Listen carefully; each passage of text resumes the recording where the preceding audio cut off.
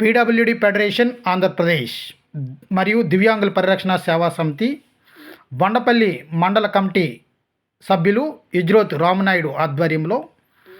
గజపతి నగరం నియోజకవర్గం దివ్యాంగుల ఆత్మీయ సమ్మేళనం గొట్లాం గ్రామంలో ఘనంగా నిర్వహించడం జరిగింది. ఈ కార్యక్రమంలో జిల్లా అధ్యక్షులు మరియు సంస్థ వ్యవస్థాపకులు ఎన్ జేసుదాస్ గారు మాట్లాడుతూ, రాష్ట్రంలో ఉన్న దివ్యాంగులు సమస్యలపై ప్రభుత్వానికి అనేకమైన నివేదికలు అందిస్తూ దివ్యాంగుల సంక్షేమంపై దృష్టి పెట్టి వారి అభివృద్ధి మీద దృష్టి పెట్టాలని అనేక విషయాలు ప్రభుత్వానికి తెలియజేయడం జరిగిందని, ఆ దిశగా మేమందరము కూడా పనిచేస్తున్నామని తెలియజేశారు. అదేవిధంగా పీడబ్ల్యూడీ ఫెడరేషన్ రాష్ట్ర అధ్యక్షులు కానూరు శంకర్రావు మాట్లాడుతూ, దివ్యాంగులపై రాష్ట్ర ప్రభుత్వం దృష్టి పెట్టి దివ్యాంగుల పెన్షన్లు 7,000కు పెంచాలని, దివ్యాంగులకు ఉచిత బస్ పాసులు కల్పించాలని, బ్యాక్లాగ్ పోస్టులు భర్తీ చేసే దిశగా ముందడుగులు వేయాలని, అలాగే పీడబ్ల్యూడీ ఫెడరేషన్ ప్రవేశపెట్టిన 15 డిమాండ్లను దివ్యాంగుల నిమిత్తం నెరవేర్చే దిశగా ఈ ప్రభుత్వాలు, రాజకీయ పార్టీలు ముందడుగులు వేసి రేపు 2024 ఎన్నికల మేనిఫెస్టోలో పొందుపరిచే దిశగా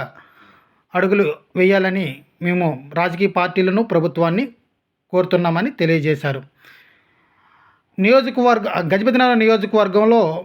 దివ్యాంగులు అందరూ కూడా ఐక్యంగా ఉంటూ దివ్యాంగుల ఉనికిని, వారి డిమాండ్లు, హక్కులను సాధించే దిశగా పీడబ్ల్యూడీ ఫెడరేషన్ మరియు దివ్యాంగుల పరిరక్షణ సేవా సమితి సంఘానికి అండగా నిలబడాలని కోరడం జరిగింది. ఈ కార్యక్రమానికి ముఖ్య అతిథులుగా ముదునూరు మురళి, గ్రామ ఎక్స్ సర్పంచ్ తాళ్ళ రమణ, మండల టీడీపీ అధ్యక్షులు కోరాడ కృష్ణ, గ్రామ పార్టీ అధ్యక్షులు పివిఆర్ వర్మరాజు, గ్రామీణ బ్యాంక్ సభ్యులు Chidagam Srinivasu, ex MPTC Chidagam Chinnamanaidu, TDP నాయకులు పివికే రాజు, తాళ్ళపూడి సన్నేష్ నాయుడు, రామాలయం వీధి యూత్ కమిటీ సభ్యులు వచ్చి సహాయ సహకారాలు అందించడం జరిగింది. దివ్యాంగుల పరిరక్షణ సేవా సమితి జిల్లా ఉపాధ్యక్షులు D Shankarrao, treasurer P Gopalarao, joint secretary